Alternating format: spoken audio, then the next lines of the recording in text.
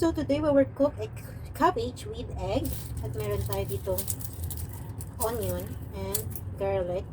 So ang gagawin natin, set aside muna natin to at ito muna yung ating ihihiwain.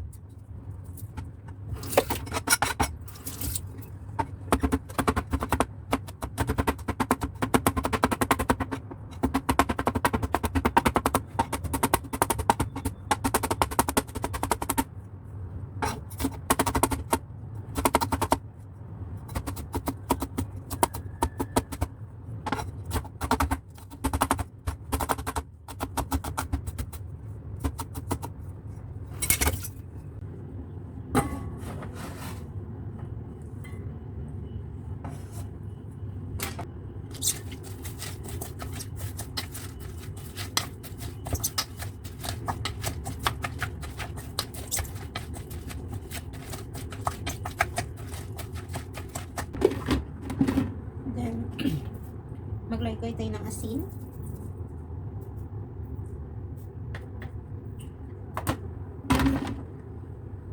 Pag gusto niyo ng pepper, pwede kayong maglagay ng pepper. Pero pag ayaw naman, optional lang yung pepper.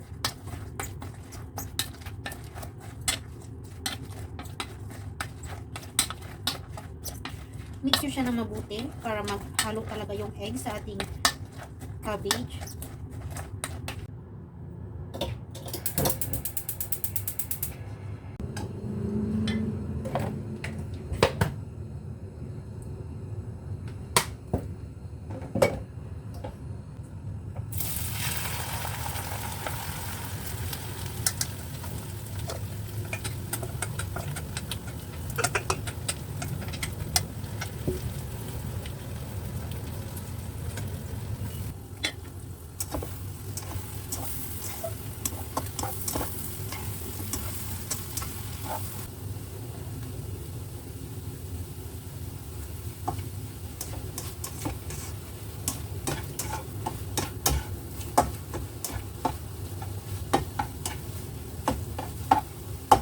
Ito po ay pan-diet. Ito po, sobrang healthy po niya kasi yung egg at saka yung cabbage ay healthy siya. Saka yung ating cabbage ay fresh. Your color yellow na cabbage. So, yun, ready na.